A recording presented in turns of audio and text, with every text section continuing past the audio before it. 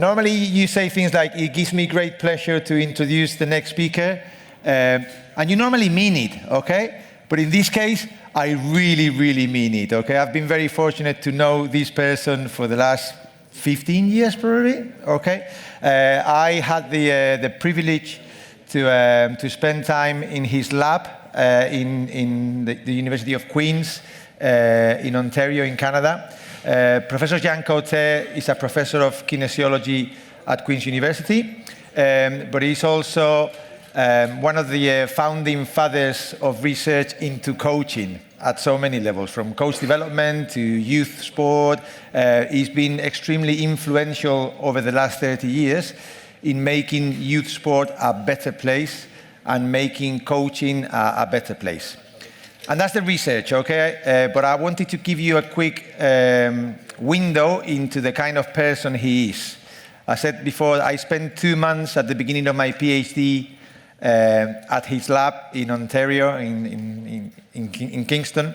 And I went there with my wife and my very young children, okay?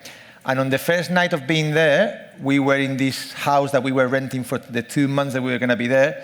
And in the middle of the evening, someone knocks on the door, okay? And I'm panicking at that point. Why is someone knocking on the door? It's 7 p.m.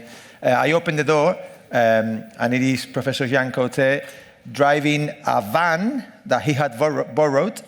And in the van, there were 2 bikes, a trolley so we could carry the children with the bikes, hockey sticks for the whole family, and hockey helmets for the whole family.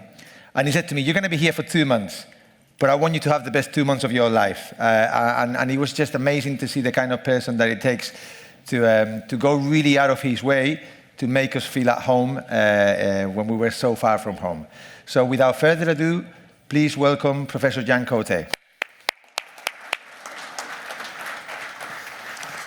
Thank you, Sergio. Thank you, Sergio. The only thing about this is that his kids are playing basketball now, so I guess it didn't work that well. Good afternoon. Happy to be here.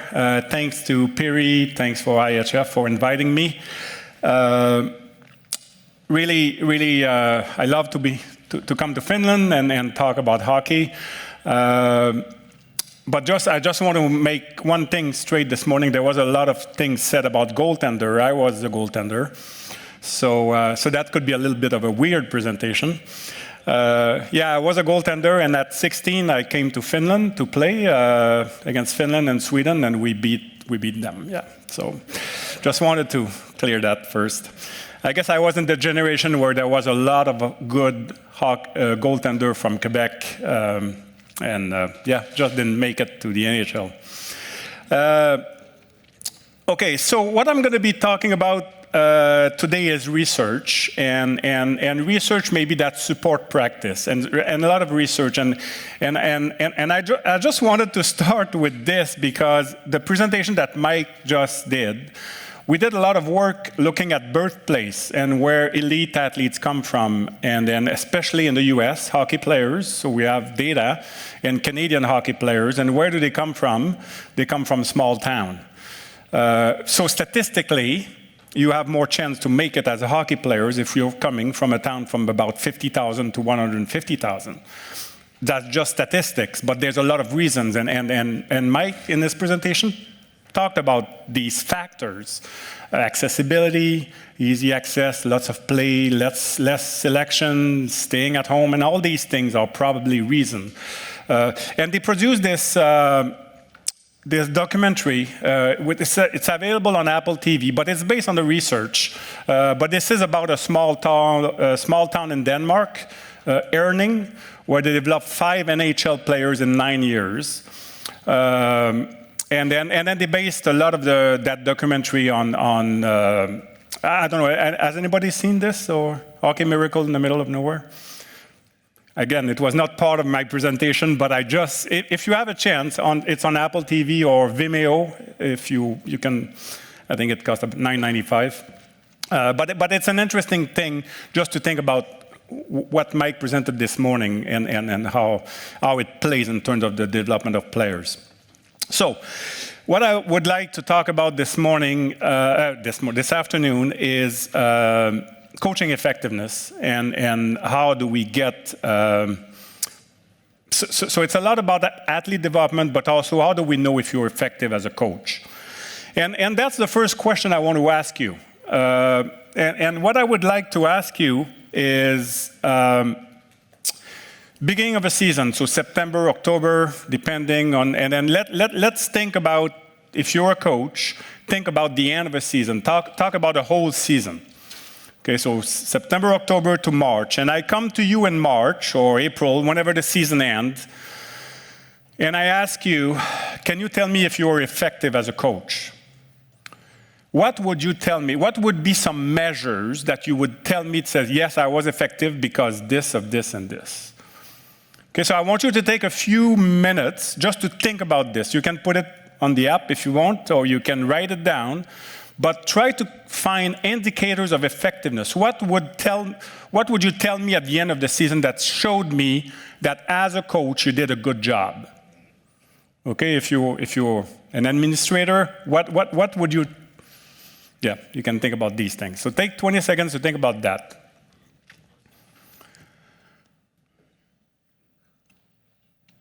So probably what you're thinking about are things that would be measured in terms of athletes' outcomes. So we probably have a good sense if you've been effective, and maybe you were not, you didn't write this, but if you're winning.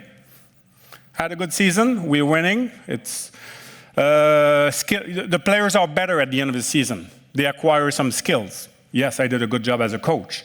They want to come back. They had fun.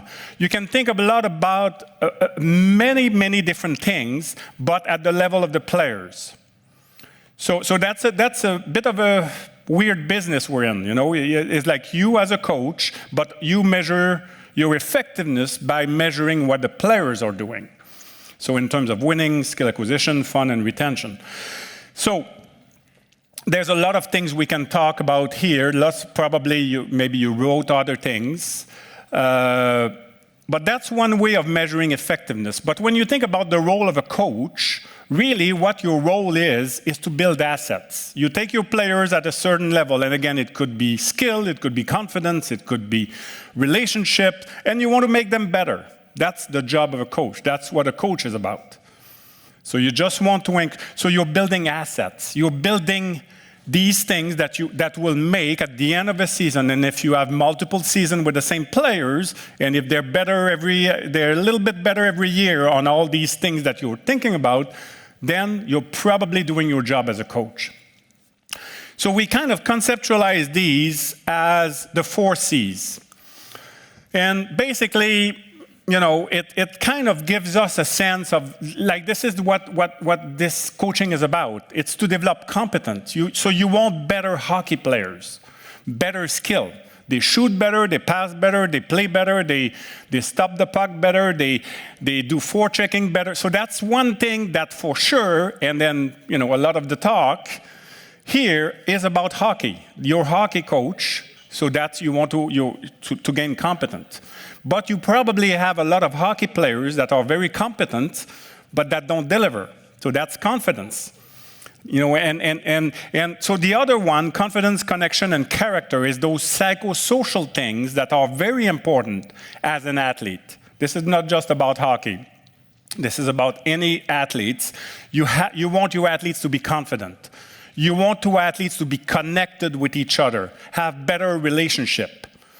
And you want your athletes to play with integrity, with compassion, and to care about the rules and respect others. And so that's, when you think about sport has a lot of potential in young people to develop those characteristics.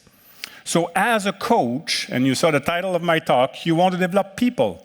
You're there to develop their confidence and their relationship with others, with parents and with you and with this. So those are the things that we know from a lot of research that happens through sport. But you need coaches that value these things. You need coaches that work on these things. So I'm going to come back with, you're going to see this continuum of effectiveness quite a bit in the presentation. I'm going to bring it back a lot. And so I don't want you to, if you don't agree with the 4 C's, that's okay. Just take your own outcomes. But the one thing that I want you to agree on is that your role as a coach is you want to make people better, hockey players better, and better people. So for the next 90 minutes, if you can think about the 4 C's as the objective, then you can think about, okay, I'm starting a season, and there's a baseline. If we were able to measure competence, confidence, connection, and character, and at the end of the season, probably you want to increase those 4 C's. Or it could go the other way. It could decrease too. And your players could be less confident at the end of a season, not relating with each other as well, less of a cohesive group at the end of the season. That would be connection. So if you think about this, now I want you to think about, let's say there's no coaches. Okay, we just take, and let's think about 10 years old or 12 years old, hockey players. All we're doing is we're giving them a rink, we're putting them into an arena 3 times a week, and then we let them play hockey. We just structure, but there's no coaching. Do you think that we could develop competence, confidence, connection, and character? No coaches, they just go, they play. That's how I play. No, but when you think about this, I don't know if you agree with me, but the chances is that they will be better hockey player at the end of the season. They will, if they just skate, you get them to play 3 times a week, they just go, they don't get any feedback, they don't get any instruction, but they just play. You give them a puck, and then they organize themselves. So my point here is that what do you do if we really want to measure coaching effectiveness? We need to think about what is the added value that you're bringing in as a coach. Because you see that continuum there, there's potential to be better. But I think the one thing that you need to think about very well is what is your role in terms of, and how can you go a little bit further in terms of competence and confidence. So what would be some, and this is where, if we measure effectiveness only by looking at outcomes in athletes, it's not effectiveness, because we need to be able to associate certain types of behaviors, things that you do as a coach, to, and how it leads to more competent athletes. How does it lead to more confident athletes? How does it lead to better character? So, what are those behaviors of the coach? We saw some this morning. What are some of the things that will add to just kids playing? Okay, you can think about that. So probably things like this: instruction, feedback, coming up with a game plan, strategy, correcting techniques. So those are, that's what you do as a coach. So those are behaviors that allows you to add a little bit more values to developing the 4 C's. So when you think about these behaviors that I just wrote there, and then you probably had a lot of coaching courses that focus on those. How do you come up with a season plan? How do you structure a practice? How do you the drills that you do in a practice? So all these things are focused on competence, becoming better hockey players. So we can call those the sport-specific types of knowledge or behaviors. Instruction, and lots of research showed that's really important. That's the foundation of coaching. It's really important stuff, but it includes very much everything related to hockey, or the sport-specific things.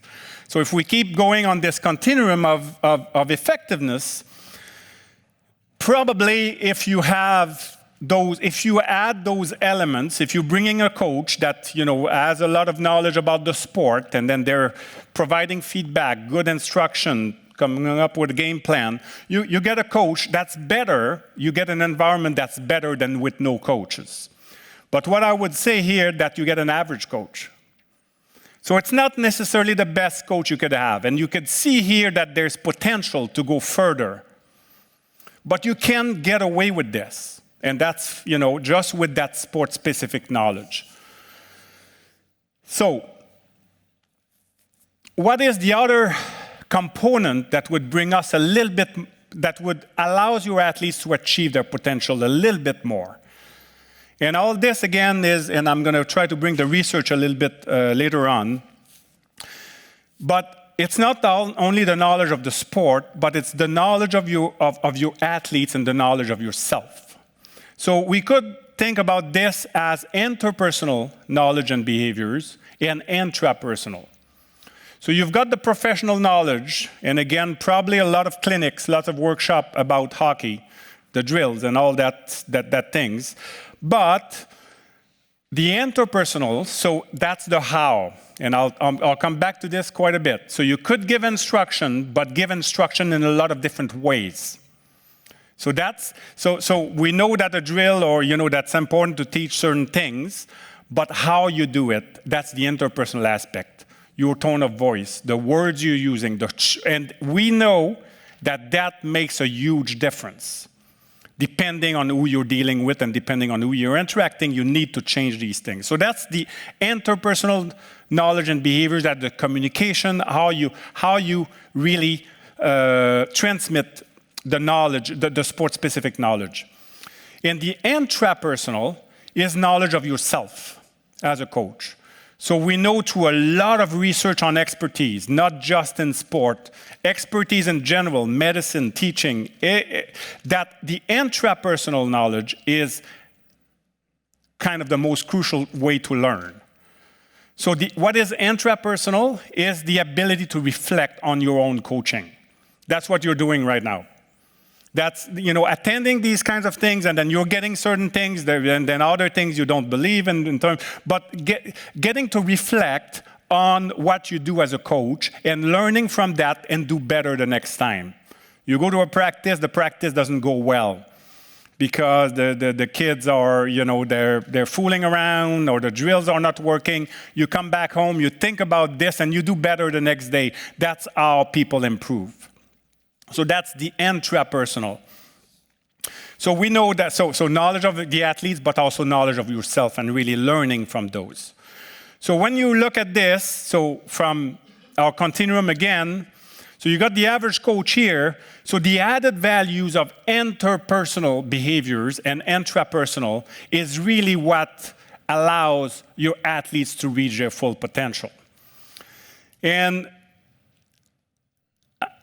basically, we're talking about three types of behaviors, three types of knowledge. So the sport specifics, which we probably spend a lot of time on, the interpersonal, and then the intrapersonal. And, this is the kind of a definition of coaching effectiveness, and we did this work a few years ago, but it's still quite relevant in terms of how it applies. So the question I asked you at the beginning, measure your effectiveness throughout a season. If you measure only the things that's on the right there, you don't know if you've been effective, because this could happen without a coach. You could be more competent. So you need to be able to link those behaviors. So you gave some instruction. You had meetings with your athletes and on a regular basis. You kind of asked them about their life, and you connected with them at that personal level. So we know that, again, the professional behaviors are very important to build better hockey players, but the interpersonal behaviors are very important to build those psychosocial skill and assets that we want our players to have. So that's the interpersonal. And then the intrapersonal there is your reflection on inter and professional behaviors and learning from those experiences. So if we're thinking about, just as a summary, and what I'm going to do throughout the presentation, I've got 6 take-home messages, so I'm going to get to the first one soon. But what I just want to show you this slide, because now this is the research that kind of support what I just talked about. And when we think about coaching effectiveness, a critical foundation of coaching, we cannot take that away, is the professional behaviors. That is very important. It's the foundation of coaching, but that is not and you can get away with it again. You know, your players are in a safe environment, but you can do a lot more with sport. And that is the interpersonal and intrapersonal behaviors that will allow really athletes to develop to their full potential. And what is interpersonal is actually the how of coaching. And just look at these words here, and I'll talk to you about one study that we did, kind of give you a little bit of a sense of this, but just the motivation, the emotional tone that you're using in your voice, your patterns of behaviors, the consistency of your behaviors throughout a season. Do your athletes know what you're going to come up with, or what you're going to? So that's important. The timing of the interactions. Athletes are making a mistake, an error. Is it time to do it now? Is it time to do it later? When do you address these things? And I don't know. I'm not going to give you a recipe here, but those are the things you need to think about, and those have an effect. And I'll give you some example. So the studies that you see at the bottom there, they were season-long studies done in different sports. And what we did is we look at the 4 C's at the beginning of a season, at the end of the season. If there was an increase of competence, confidence, connection, and character, throughout the season we observed coaches. What was the difference between a good coach and an excellent coach? It was not their professional behaviors, it was their interpersonal behaviors. It was the way that they teach, the way that they plan, the way that they talk to their athletes, and the way they care about their athletes. That was the difference between a good coach and an excellent coach, just like I showed you it on. So again, I think we need, and it's really important to provide a little bit of evidence behind what I'm trying to promote here, or to tell you. So, the added values of interpersonal and intrapersonal behaviors is really what's going to reach that full potential. And then I think I have to put that in here too, because it is quite possible that as a coach, these things deteriorate. You know, if you, and maybe you, I'm going to give you some example throughout the presentation today of a harmful coach, where confidence go down, even their competence go down, skill go down, or connection with others. So you can think about this as that continuum of effectiveness. Where are you in terms, but really working on that green zone there at the level of the interpersonal behaviors, really going to achieve a lot. So, take home message 1, effectiveness. So if we want to measure coaching effectiveness, and I ask you that question, it is a lot more than looking at your athletes' results or what you coach. So the what is the professional behaviors, but it's also about how you coach. And that's the interpersonal. So, gonna take just a little bit of an example here, a tennis example.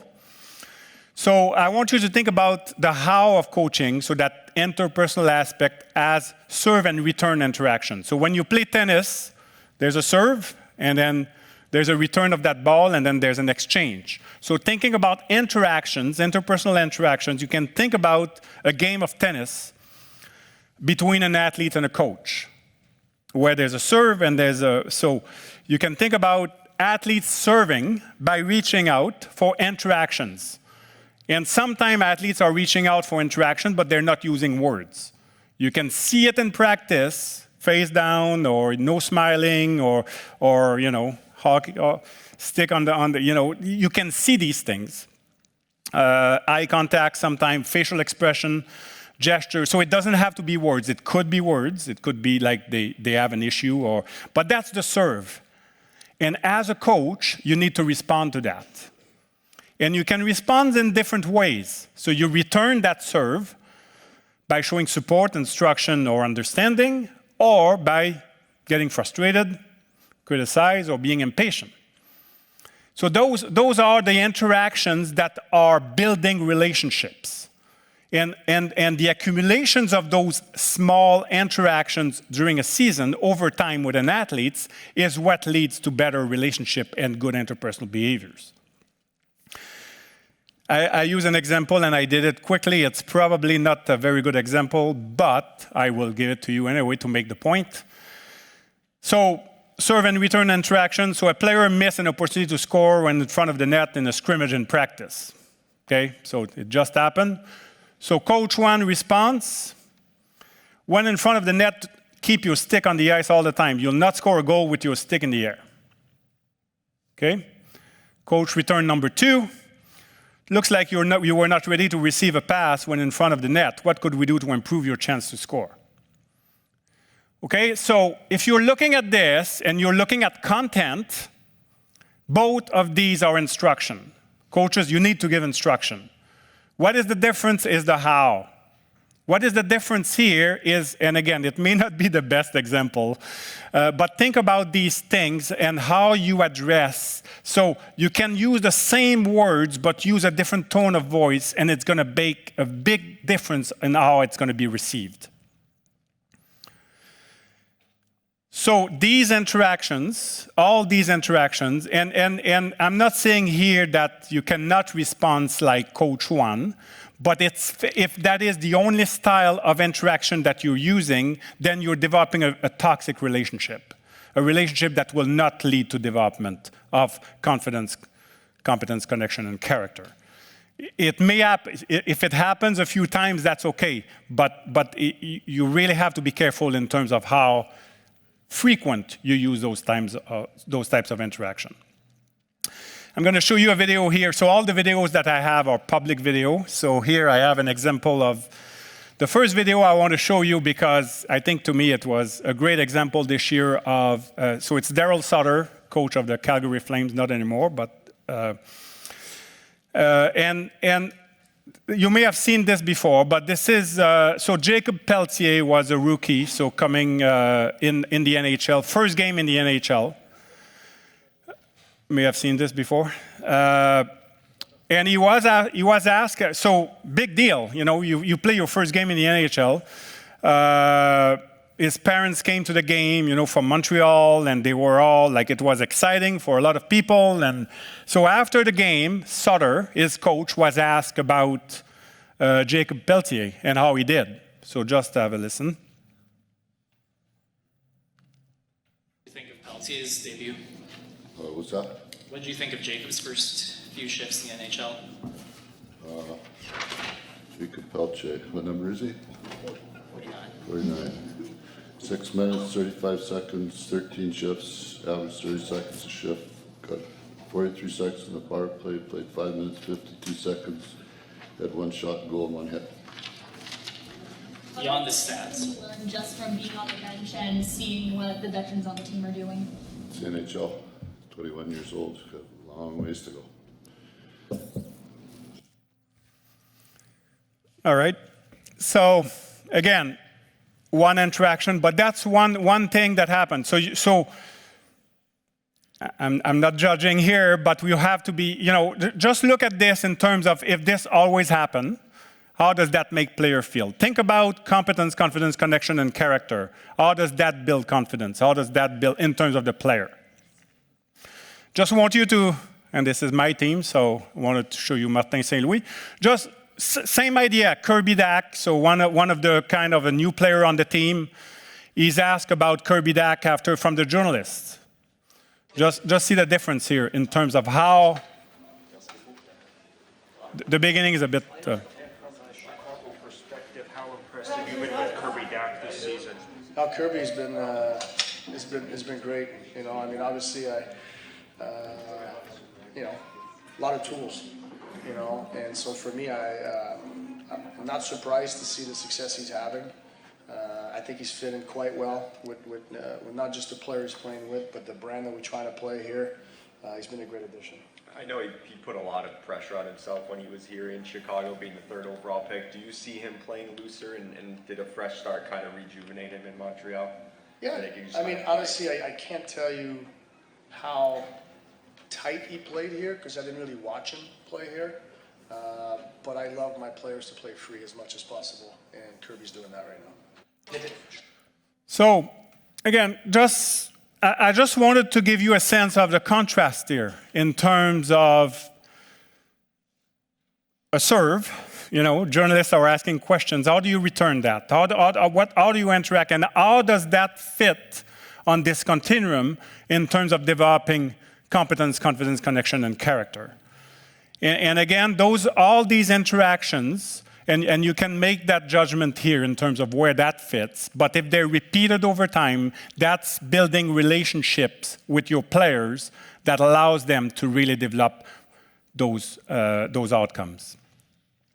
So what is the take-home message too here is that interpersonal interactions, all these interactions that are happening in practice, in games, after practice, with the journalists, with the parents, all these interactions are the active ingredients of effectiveness in coaching. So I will talk a little bit more and then about what is an active ingredient.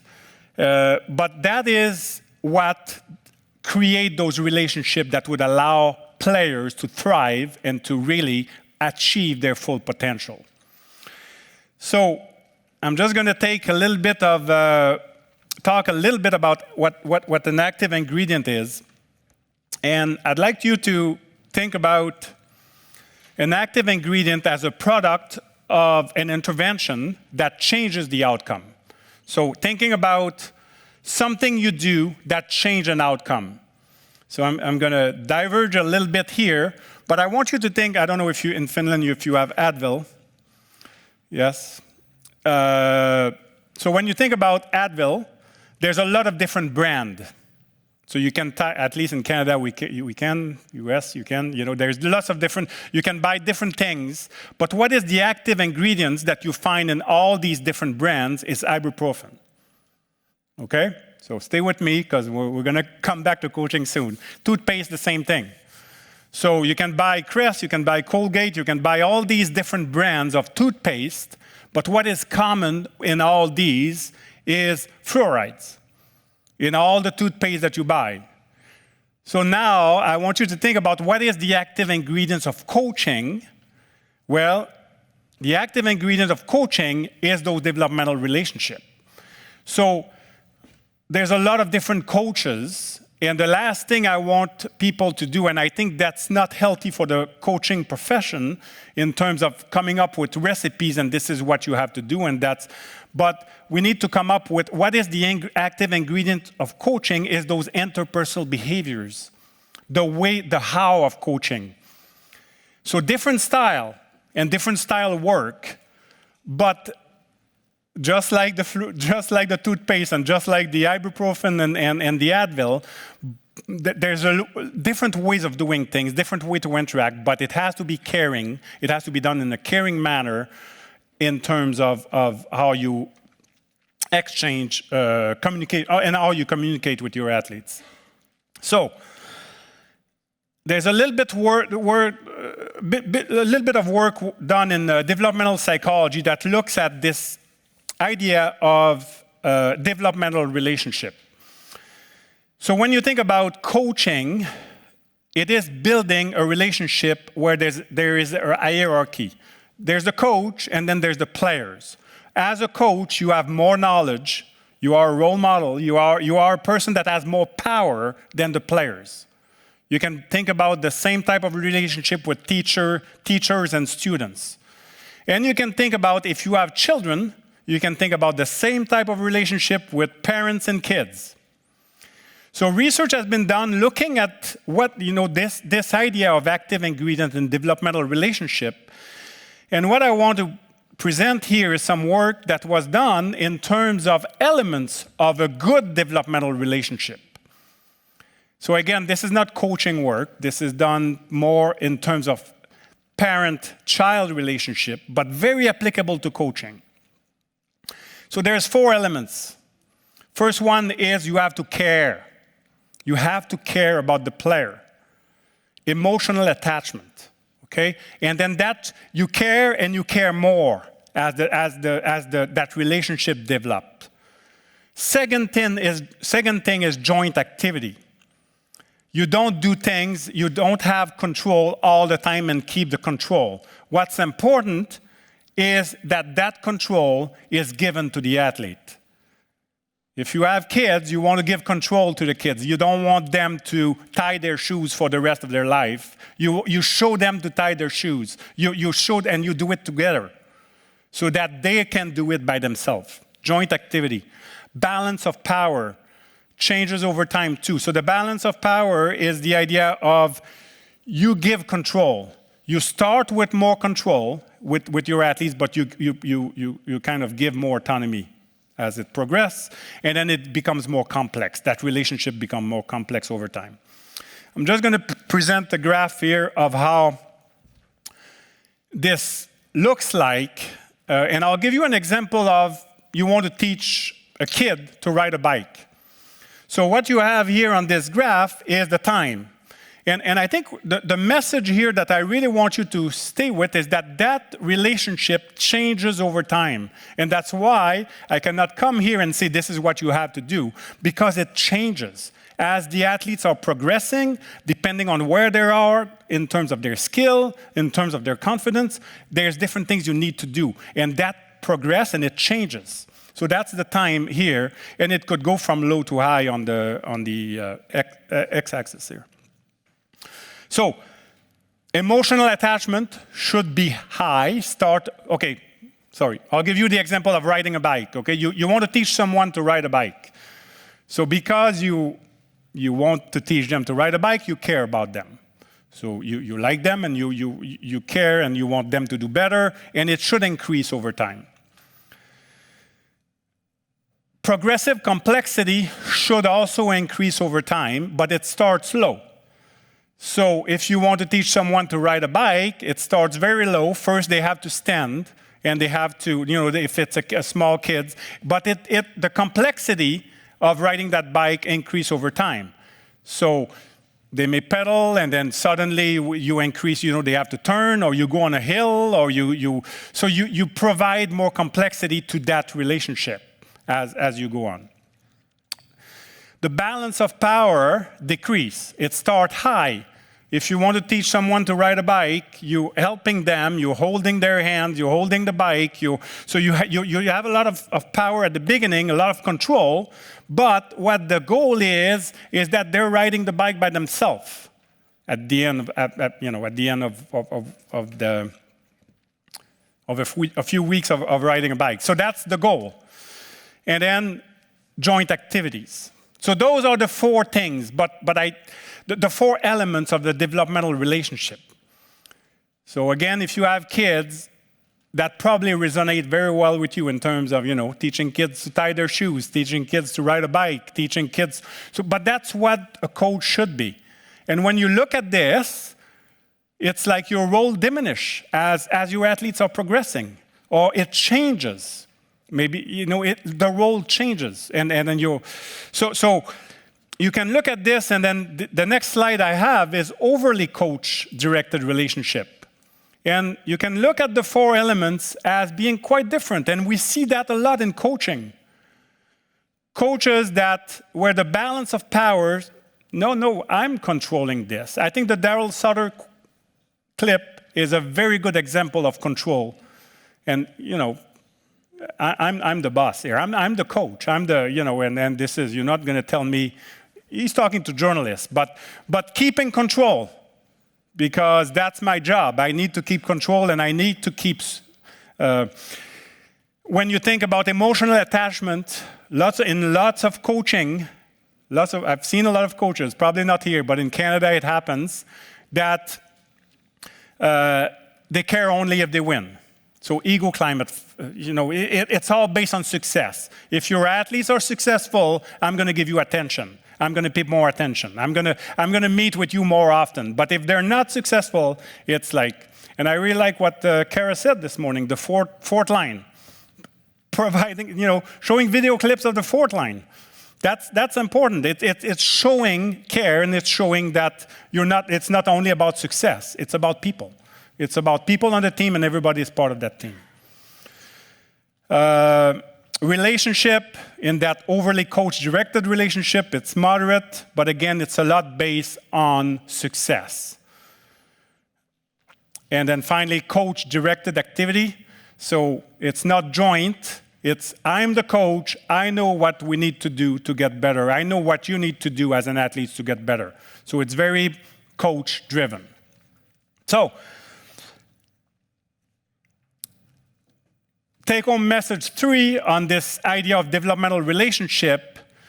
This is a bit of a long sentence, but quality coach-athlete relationship, I just wrote the elements here. Joint activity, important to involve athletes in the coaching process, that become more complex over time and allow for deeper interaction. You get to know your athletes at a personal level.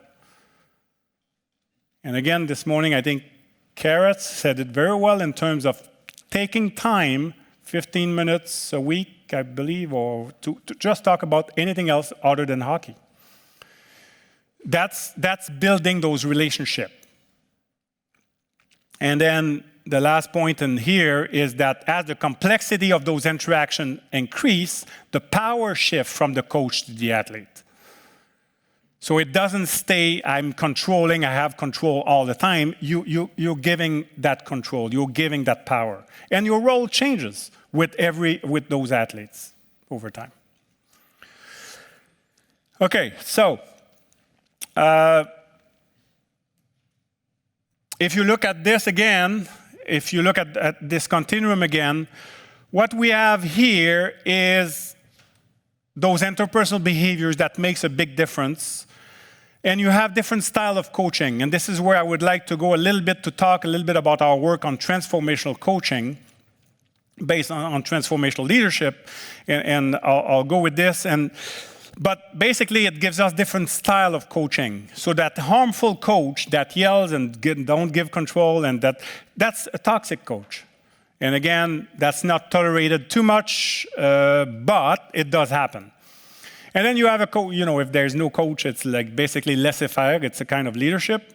Neutral or transactional, it's that coach, again, very transactional, you do something, but I'll reward you if you're doing it well, and I'll punish you if you don't do it well. That's a transactional, or very neutral, the boring coach. And then you have this transformational coach. So that coach that know very much about the sport, they have very good foundations of hockey, of sport-specific knowledge, but also really care about their athletes and really try to understand them at a personal level. So if you look at this and this is where I would like to go next and talk a little bit about this idea of leadership, because you're sitting here, you're listening to this, and you're thinking, yeah, it's very important. And the problem that we have is that we don't really have words to describe what we're talking about. We're talking about interpersonal behaviors.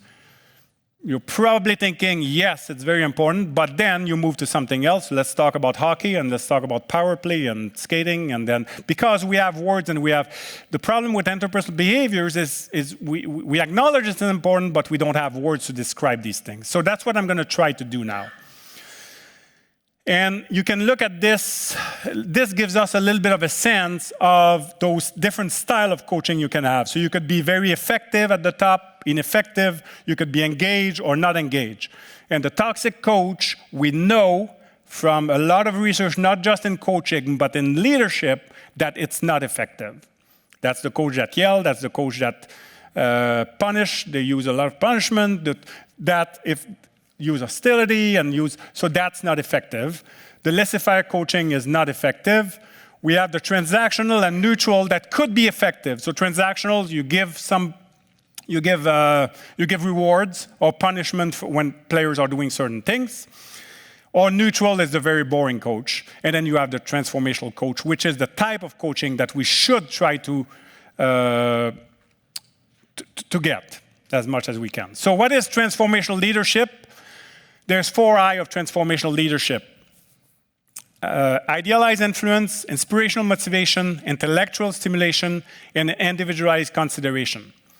So I'm going to talk a little bit about this, give you some example of what it looks like and what transformational coaching is. And what we did is we did a lot of observation studies to try to understand what does those 4 I's. So the theory of transformational leadership comes from business, what we did is we observed coaches and we tried to link behaviors that fit with the 4I of transformational leadership. So what you have on the right there is 11 behaviors that we observe in coaches that are associated with an increase of the 4 C's: competence, confidence, connection, and character. So you can look at them, discussing and modeling pro-social values and behaviors, showing vulnerability as a coach. You got these things. I'm going to go through them. I'll go through each one of them. So what is idealized influence? As a coach, as a leader, you are a role model. Your players are watching you and they're looking at you, and then if you are doing certain things, they're going to learn from that. They're learning from your own behaviors, the way you act. If you want your athletes to arrive on time in practice, you arrive on time in practice.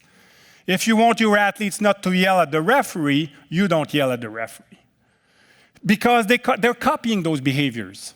And you know, it's the kind of things that you see the second one here, showing vulnerability and humility. Have you ever apologized anyone here has never made a mistake before? Yeah, you probably made some mistakes. And did you ever apologize to your athletes if a drill doesn't go well? Or if the practice is not running well? Maybe it's not their fault, maybe it's your fault, and the things that you plan. Or what happened when you apologize to someone? You're creating trust. You're creating an environment of trust. It doesn't mean that you need to go to practice and apologize every time you do something wrong. But if you screw up sometime, you can apologize.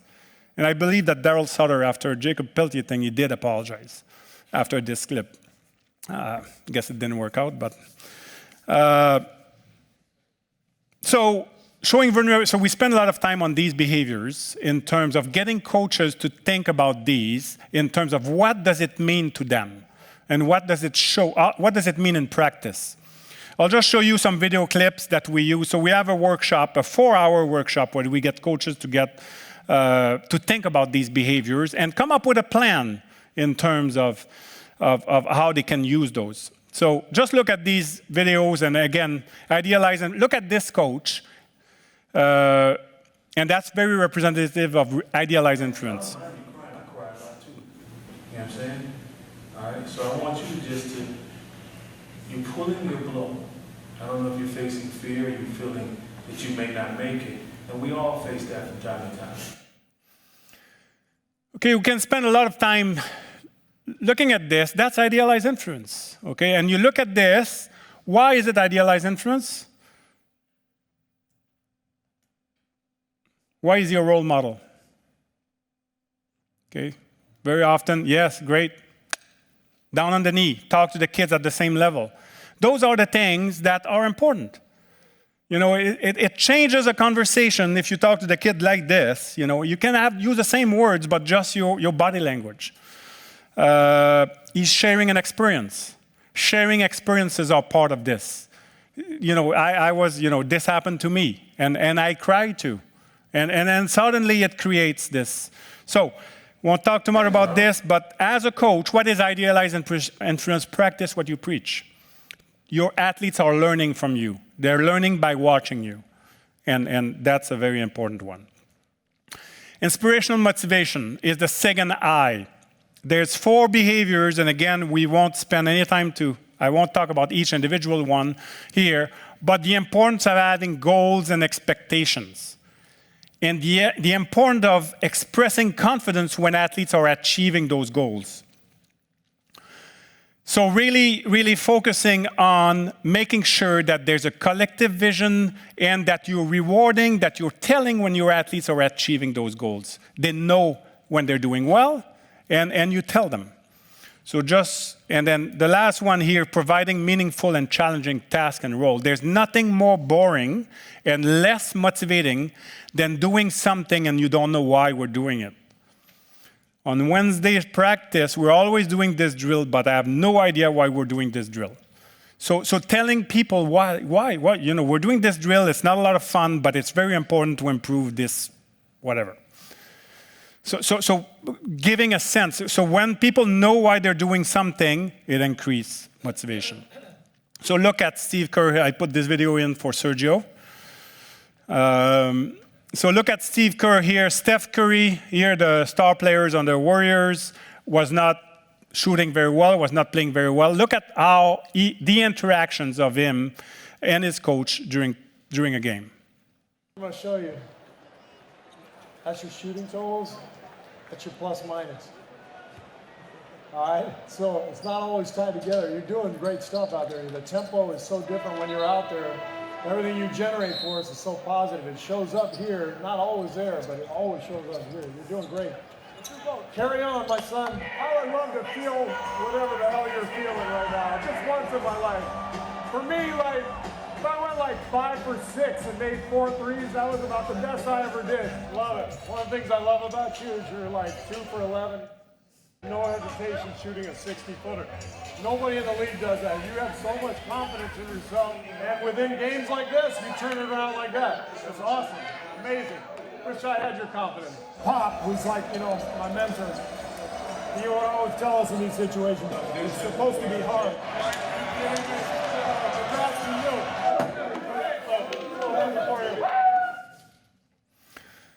Okay, so you see this again, serve and return, interactions, and how that happens. So what is inspiration and motivation? Is believing in your athletes. So again, you can just take that, and what are those behaviors that you're showing on a regular basis that makes your athlete feel that you're believing in them? And every athlete on the team. So that's inspiration. So having goals and expectation, providing meaning to what you're doing. The third I is intellectual stimulation. Probably you're doing this, but making sure that you're getting some, this is the idea of joint activity. The idea of athletes have something to say. There's some input. And sometimes you give choices, and there's not a lot of differences between A, B, and C, but just the fact that people have a choice, it gets them to be involved in the process. So asking questions instead of always telling them what to do, getting them to reflect. And I'll show you a video that sometimes it becomes, it's a threat because we don't really know what you're getting when you ask a question. And really focusing on the learning and not always the outcomes. If they're doing well, if there's a lot of effort, you're rewarding those things.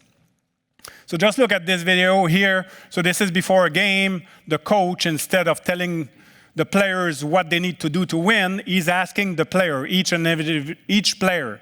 And you can see that one of them goes a long time without, but well, yeah, have a look, Ken. We have an outstanding game. Passing. Passing. Luke, why do we have an outstanding game? Passing. Yeah. Chase? Back check. Back check. Anthony? I have another thing about the other game, but it's different from this. Okay. We beat this team 3 times, and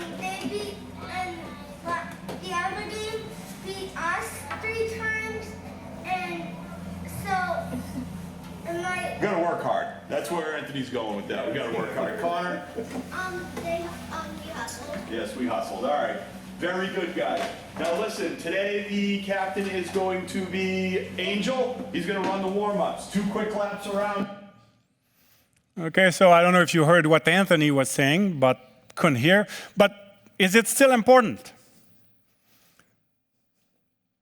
So the coach was put in a bit of a situation where Anthony was just going, but there was a lot of things going on up here in Anthony's mind.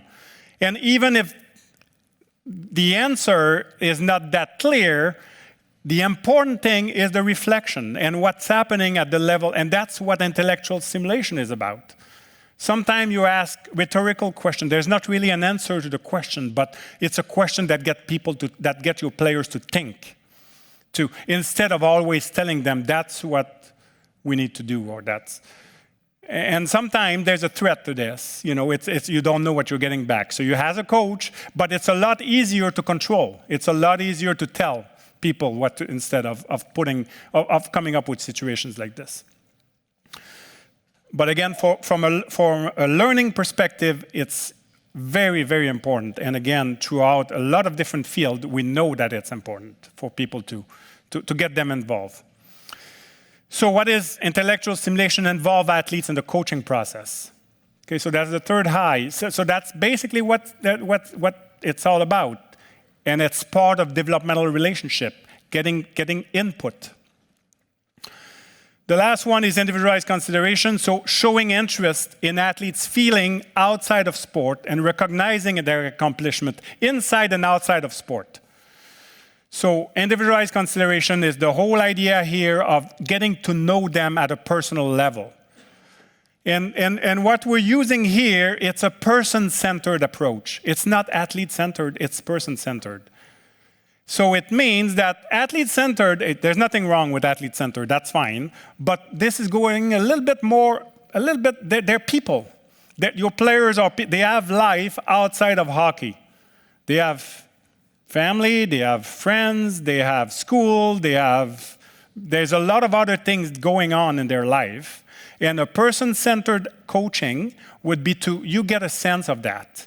And you know that when they have an exam, you know when to push or when not to push as much. So that's the whole idea here. Or that they're having problems with their parents or their family. So knowing these things are very important. And so the example I have, you may have seen this video, but I think it's a very good example of what individualized consideration is. On behalf of the NCAA and August State College, welcome to the sectional semifinals of the NCAA Division III tournament. In the spirit of sportsmanship, all fans act responsibly and courteously. Abuse of language or disorderly conduct is unacceptable and unwelcome. Profanity, racial or sexist comments, intimidating actions. Okay, so why is that individualized consideration? So hopefully, maybe you're going to do this. But what is the main point of this is that coach had to spend a lot of time with every athlete to come up with a handshake that's different. And when he sees the players, he recognizes that players and he have a different handshake. So what do you do in terms of individualized consideration? Do you spend time trying to get to know your athletes? This has nothing to do with basketball. So there's things that you need to do that has nothing to do with hockey, but that are very important for confidence, connection, and character. So what is individualized consideration is this idea of person-centered approach, person-centered coaching. So take-home message 3. In half an hour, I talk about transformational leadership, transformational coaching. I don't expect that you will be able to recognize those behaviors, but when you see those, you can recognize those, and that's the whole point of transformational coaching, is that we have way now to talk about good interpersonal behaviors. When you go see a coach that asks a question in training, you say, oh, this is intellectual stimulation. You see a coach asking, talking about an athlete about school and the exam, and how was the exam last night? How did you do at school? Oh, that's individualized consideration. So suddenly you're able to see those behaviors and this is not magic, but what I'm trying to do here is that we need vocabulary, we need words to express good, what does it look like? I can leave you here alone, hockey coaches together, you can talk about hockey for 3 hours, for 5 hours. You can talk about play, you can talk about power play and penalty killing and shooting and passing and forever, because you have words to talk about that. You have vocabulary to talk, but then you can say, oh, interpersonal, yeah, that's very important. 15 minutes, 10 minutes will be done. Because we don't have words to express what is good interpersonal behaviors. So what I'm hoping here, and through our work with transformational coaching, is really trying to identify those behaviors, see them, notice them, and talk about them. Canada Soccer is using this in their coach education program, and really, coaches go on the field and then they look at, the players will ask a question and then the other coach will come in and say, oh, that was intellectual stimulation. Suddenly you're seeing those things and you're recognizing these things. Or that was toxic, or that was neutral, or that was transactional. So, what is transformational coaching? Practice what you preach, believe in your athletes, involve athletes in the coaching process, and person-centered approach. And really what we need to think about in terms of those behaviors, so transformational is a big word, but the transformation happens at the level of the athletes. That's where the transformation happens. So we have those 11 behaviors, and when we do the workshop, we go even further than that, because we ask them, what is showing humility? What does it mean to you? And what can you do that would allow you to show humility in practice or with your athletes? And then coaches come up with a plan, an action plan, some specific behaviors that works with them. But that's the whole idea of all this, is that every small, everyday, positive interpersonal behaviors contribute to those transformational changes. It's not that big speech that you're coming in between period that's going to change and that's going to transform your athletes. It's those small, so I want you to think about the smallest little thing you can do that will make the biggest difference. And very often, sometimes it's just saying thank you after practice because practice was very good today. That is very small, but that may mean a lot to your athletes. So all these little things really is what makes transform and create that environment of transformational and transform athletes and make them really achieving their full potential. So I just want to finish with some evidence-based intervention. So I was involved, so the first one is transformational leadership, and the second one is a project that I've been working on with the LAD Foundation with youth hockey. So I'll talk first about the transformational coaching workshop, transformational leadership. So I was just in Italy for, so this kind of workshop has been adapted by different organizations. It's a half-day workshop. I know that in Sweden, Swedish hockey is using a lot of that material and that content in their coaching training, coaching education.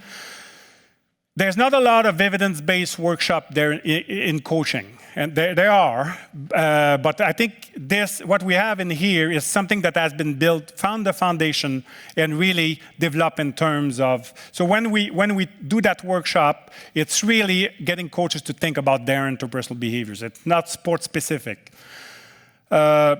But we did a lot of research to try to support what we're doing. It's based on behavior change. We're really trying to get coaches to think about specific behaviors. And then we can measure those behaviors. So we have an instrument that allows us to measure these things. So you can go in a training session and code those behaviors. So lots of research on coaching, code content, instruction, feedback. But now we can code, was this deliver in a neutral way, in a transactional way, or in a transformational way.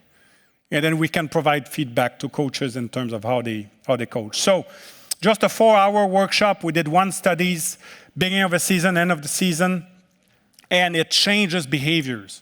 So you just give coaches something to think about a little bit, to reflect on these behaviors, and then what you see here, again, from the beginning to the end of the season, there's an increase of the 4I in terms of displaying those types of behaviors that are associated with better outcome.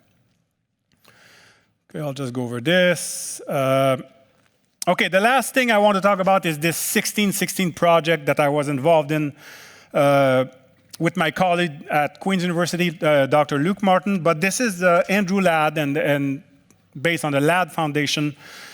And really the initiative here was to help youth hockey, and then this has been applied in the US and Canada, but providing role models. So you'll see the players that we have that are part of this, but it's an online program where players are talking about the 4 C's. So I'll just put the videos of Andrew Ladd explaining the program.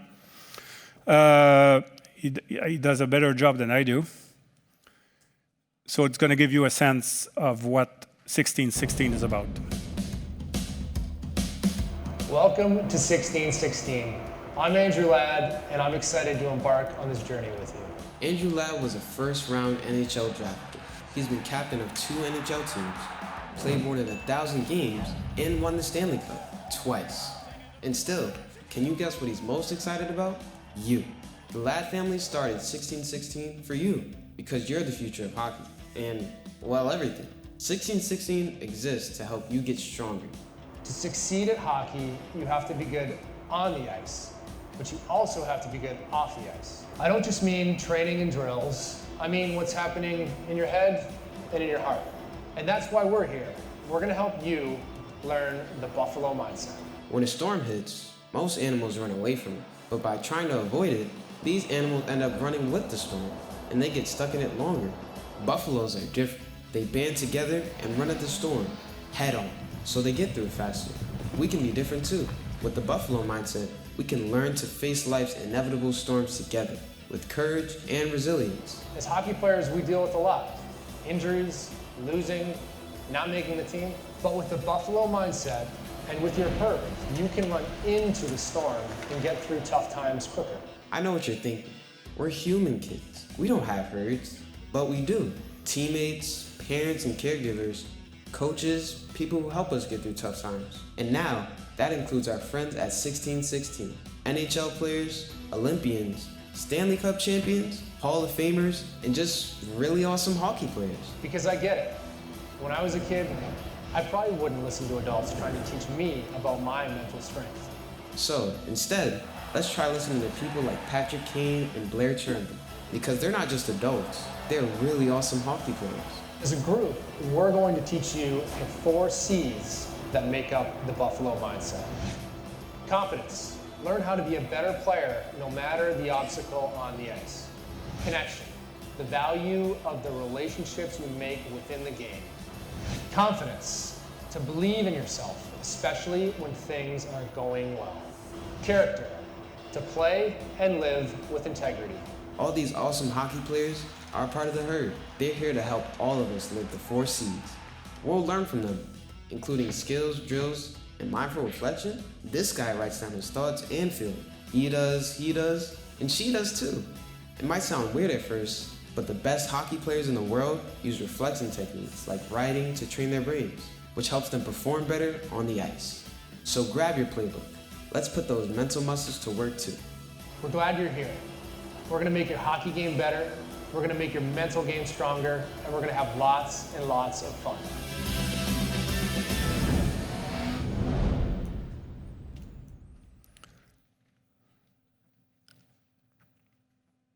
So what the program is again, it's online. It's 16 weeks, and we work on each of the C. And then the players, so very like Olympians, NHL players, are telling a story. It's a video clip that the kid watch. Then they have some kind of homework to do to reflect a little bit on each of the C's. So we did a bit of research behind it. So it's based on the 4 C's. Here it gives you a little bit of a sense of what we do. So the kids watch the, you know, I have a Patrick Kane one that I can show you what the kids are actually doing, what they're watching. But they have stories and they have a reflection. They have to reflect on these things. And then the coach can talk about these things too, because there's a coach version of it and there's a parents version. So the parents and the coach can do it. Yeah, so, and these are the players that are in the program. So lots of good players and you know, players that are very influential that the kids can relate to, and that makes a big difference. So I think I do have time to show you the Patrick Kane one. So that's episode 15. It's kind of a summary. So we do have time. We're good? Yep. Okay. So that's an example of what the kids would see in terms of content.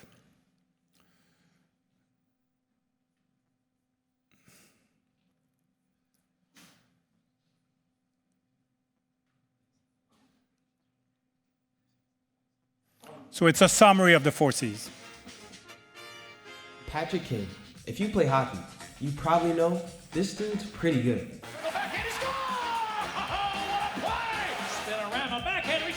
Kane has won 3 Stanley Cups, including one with his old pal, Andrew Ladd. He's one of the best players in the game, and is destined for the Hall of Fame. When it comes to the 4 C's, It may seem like he has competence covered. When you have competence, which basically means your on-ice skills are fire, confidence follows. But he wasn't always the electrifyingly confident superstar we've come to know and love. When I came into the league, I was more of like a pass-first guy, especially early. A lot of the moves I was doing wasn't really translating over to scoring chances for myself or to put me in position to score goals. It was more like I might make a move on a defenseman that would have worked in junior, but now it only gives me like a second or two of extra space, and that guy's still on me. So I kind of had to learn how to turn up and hit the late D or the weak side forward or whoever that was, and maybe create that into a chance for my teammates. You see, no matter how talented a hockey player is, they'll continue to be challenged and have to rely on the Buffalo mindset. There's always room to work on the 4 C's. Developing connections, confidence, and character will always improve hockey competence. It's a hat trick for Patrick Kane! Kane is no stranger to facing challenges head-on, especially on the ice. Today, we've got a new one for him. A puzzle. A lot of little pieces that make up the big picture, just like a hockey player. A lot of individual skills, both physical and mental, that make up the complete play. Here's a puzzle. Looks like a lot of pieces. You've obviously got to play with a lot of great players. I know one of the big parts of the team that we were on together was the connection our group had and how well we got along. Yeah. Not only on the ice or off the ice. Can you talk a little bit about what you've learned over the course of your career? The last couple of years in Chicago, Alex DeBrincat was one of my best friends. We hung out all the time, and then we ended up playing on the same line together. And I think it just, because we were such good friends off the ice, I think a lot of that translated to on-ice success too. Yeah. One person I think about when we're talking about that is Brant Seabrook. Yeah. He played 100%. for a long time, and I thought he was so good at including everybody. Absolutely. And really bringing a group together. Yeah, what I liked about Siebes is there could be a guy that could come into the room first day and Siebes would have a connection with him right away. Yeah. He was unbelievable at that. And once you see how important connection is, it's important to pass it on. There's so many younger guys that are coming in now, and I think it's important just to kind of talk to them, see how they're doing, see, how their career went, ask them questions about themselves, and I think that sometimes goes a long way. Who's a hockey player in terms of character that you would say you admire? I'd probably have to go with Kendall Coyne. Kendall Coyne, world champion, Olympic champion, the first woman to compete in the men's skill competition at the All-Star Game. She's got skills and she's got character. What she's done for the city of Chicago and growing hockey in general. We saw her at the All-Star Game, do the fastest lap.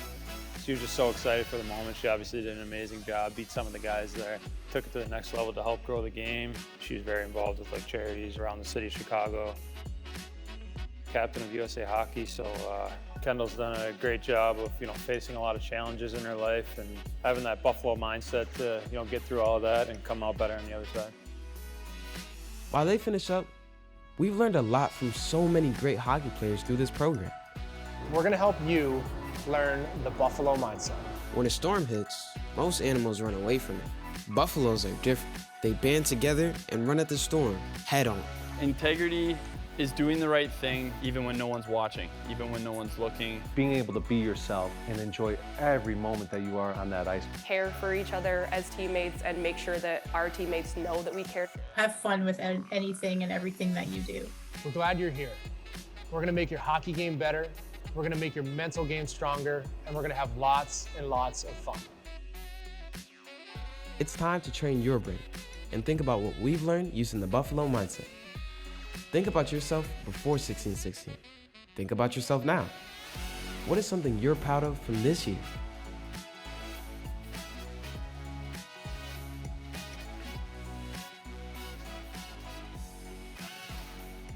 Okay, again, we did this with teams in the US and Canada, and we tested what it does. So with 12 years old, so the program, as you can see, it's kind of oriented towards, it's for kids. The kids are watching the video, then they have a playbook, then they have to answer questions, and again, the coach got a version of that. and the parents too. So, and the parents are asked to kind of ask different questions to the young kids. So they can go further than just watching the video, but they can also be limited to whatever time that they have. So there's 2 studies. One is published that have shown that throughout the season there's been changes in the 4 Cs and then an increase, and the players are very happy. They love watching the videos. This was a longer one that was kind of the end. Usually the videos are between 3 to 4 minutes. So it's not too long, but it's very impactful players that have a very clear message about one of the C's. So that last one was about the 4 C's, but they would just talk about relationship or confidence or character. And then the other paper, which is not yet published but has been accepted in Journal of Character Development, is a description of that program.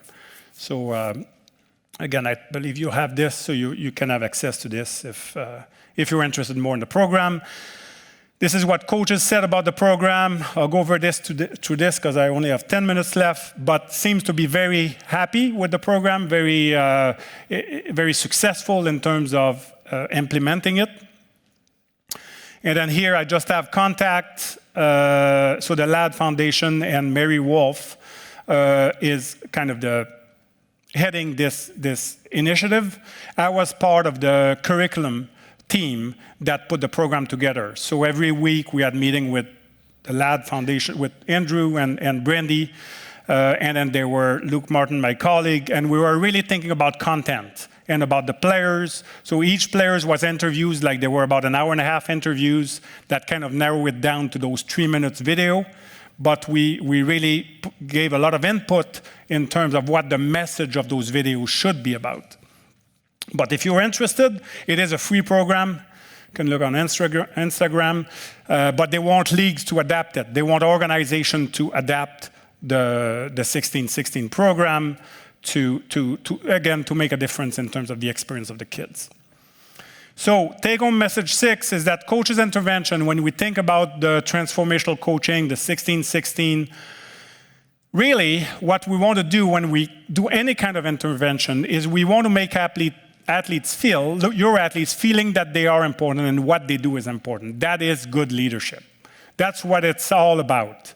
If your athletes feel that way, so you can think about ways of doing this. And again, they could be very small little behaviors that allows people to feel that they're making a contribution. Your athletes are contributing to something bigger.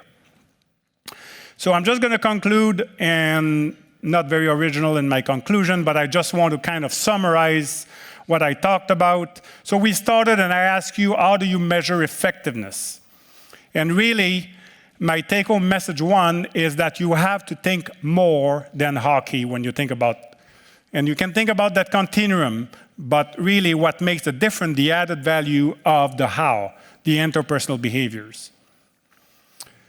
Take-home message 2 was about this idea of active ingredients. And really, think about toothpaste. What is the active ingredient of coaching is those interpersonal relationships, those interactions that you're having with your athletes on a daily basis, those small things that makes a big difference. And we talked about those elements of good developmental relationship, where we have to do things together as a coach and your athletes. It becomes more complex over time, and it grew into allow for deeper type of interactions. And as the complexities of interaction or relationship develop, you give more autonomy to the athletes. That's how these things evolve over time. Then I talked about transformational coaching, the 4I. Really, the whole idea here is to provide a style of coaching that is based on good interpersonal and caring behaviors. So that's kind of the green part of, and that's what will, and again, I'm saying it, and there's a lot of research to support this. That's what makes the difference between a good coach and a great coach. So thinking about the framework, and again, I don't expect you to think about the 4I, but thinking about these idea of intellectual stimulation, of individualized consideration, it just gives us something to label good interpersonal behaviors. And my take-home message 5 was that thinking about the smallest little thing you can do that's going to make the biggest difference in terms of those messages that you will. And then I finish with those two interventions. So, all right, thank you very much.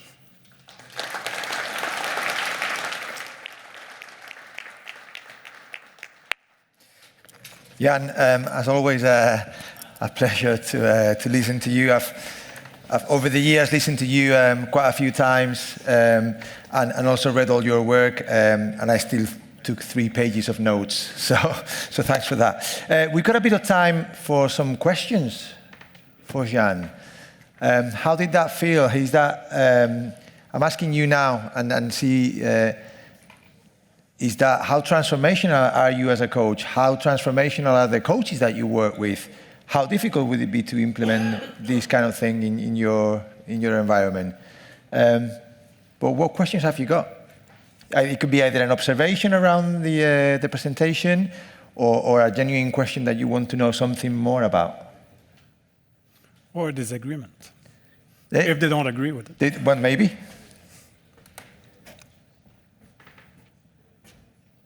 I'll get you started, okay? Jan, you've talked about the 4 I's of transformational leadership. In your interactions with coaches and in your research, let's reflect on that first. In your reflections, which of the 4, or maybe even which of the 11 behaviors you think it's most important?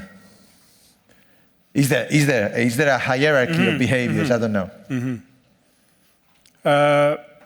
Well, if I'm thinking about the studies, individualized consideration was the one that seems to make a huge difference. And maybe it's because we start low and then we go, coaches that are showing individualized consideration. So this idea of caring, this idea of getting to know your athletes at a personal level seems to be going a long way. When you think about inspirational motivation, it's a lot already coaches do this, like goal setting and expectations and having, and if I had to pick one, that would probably be starting with individualized consideration. And that's interesting, because back to Kara's presentation, Kara spent a good chunk talking about all from the physiological data, the training data, all these Excel sheets, but in the end she said, but unless you put the interpersonal in there, that doesn't work. And I think I'd agree with you, really. Without that foundation, really, like Kara said, it's hard for everything else to work on top of that, because it doesn't last, really. So let me ask you that question again in a different way. In all your interactions with coaches, which of the 4 I's or the 11 behaviors seems to take coaches longer to get their head around? Which one is harder for coaches to understand? We always have a very long discussion about toxic. Right. Because coaches think that you have to be toxic sometimes. So that sometimes it takes a bit of time to get over that. We spend a lot of time on about showing vulnerability and humility. I think that's one that's very interesting that coaches really talk about that and really talk about, and it creates a lot of, people have good stories of when they show vulnerability and what it created. And so usually and I think that's a good one. There's quite a bit of literature about this idea in psychology, really in terms of creating deep, meaningful relationship.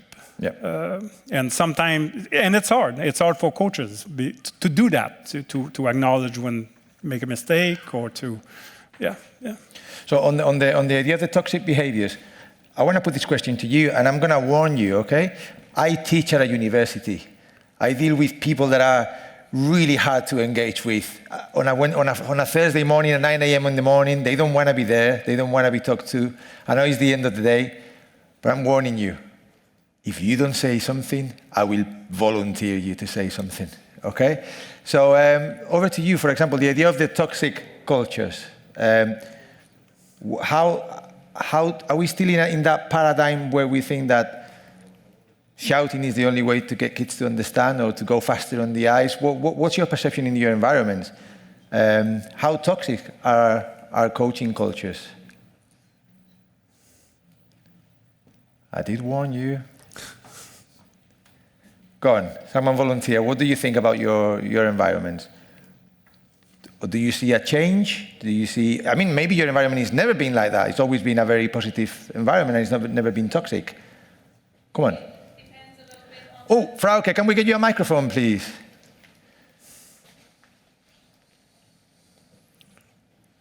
Thank you. Hello, so Frauke is my name. I've worked also at university for long enough, so it's easier to start saying yourself something before somebody volunteers you to say something. I think it also sometimes depends on the sport that you're coaching in. Of course, this is hockey specific, coaching symposium, but many times coaching or the style a sport is coached depends on the culture of the sport and the actual sport that is coached. So yes, toxic environments unfortunately do still exist. Yeah, and there's also, I mean, on top of the culture of the sport, there's, and we've got 25 different countries here. There are differences between countries and what the expectation of a good coach or a good teacher or a good parent may be. So for example, does anybody have any examples of where in your country this might not fly very well initially because the culture of your country is a very directive culture? I don't know. Anybody? I'm from Spain. We definitely are very directive, okay, as you can see, okay? So, you know, it would take time for Spanish coaches to adapt to these behaviors, but would that be the same in some of your countries, or is your country ready for this? I'm gonna make you now, like, nail your colors to the mast, okay? Put your hand up if you think in your country, your coaches are transformational. In general, okay? Great stuff. Put your hand up if just you the think... US, I guess. In Minnesota, yeah? yeah, Minnesota, yeah. Put your hand up if you think that coaches would be receptive to this idea of transformational leadership.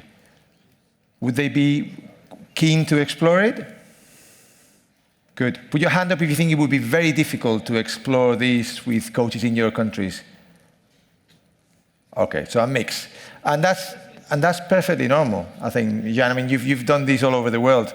Have you found certain, without naming names, but is the take-up different in different places? It's interesting because you think that maybe there's sports where there's a lot of kids, like the toxic behaviors. I show a lot of videos. We have a lot, you know, I find these videos on YouTube. They have to be public. So I find a lot of toxic coaches, American football in Texas. But there's so many kids. It's like, and then suddenly there's a relationship, and that's kind of the point I was trying to make at the beginning. Relationship between being taught, look, it works because look, there's a lot of football players in the NFL that come from Texas. It's not the style of coaching, it's just because you have a lot of kids playing football and every kid. So suddenly it becomes like, yeah, it works, look. It's not, so we have to be able to relate, you know, what do you do in coach? And we know, again, through not only in sport, but through a lot of research in different fields, that toxic leadership does not lead to better performance, success, and, you know, confidence, and all these things that we talk about. And we know that at the highest level. So soccer in England could be the same. I don't know. I don't want to speak, but, you know, so many kids. Suddenly, if you have a lot of kids, you maybe, and I don't want to say you can afford because it's not good, but, you know, because you just take another kid. There's so many kids. But I think what's important as well to do the sport is that at the highest level now we're starting to get some really good role models of transformational coaching. I mean, you showed the example of Steve Kerr, for example, transformational coaching at the highest level. Yeah. And I think it's important that we see those examples because they are there. And I think there is Cara, I was watching the basketball March Madness this year, and I can't remember his name now, but the Princeton coach is an absolute fantastic example of that type of coaching in terms of in a competition that is really, really high stakes. Okay, all his interaction. I was really paying attention to his interactions. I think was it the last Elite 8 or Sweet 16? I think it was. it was incredible how, at that level of intensity and with everything that was at stake, still how transformational in the behaviors he was. And I was thinking, wow, I'd love my children to be coached by someone like that, okay? So it can be done, even at the highest level, it can be done. And there is, I think, a turn of the tide. It is happening more and more often.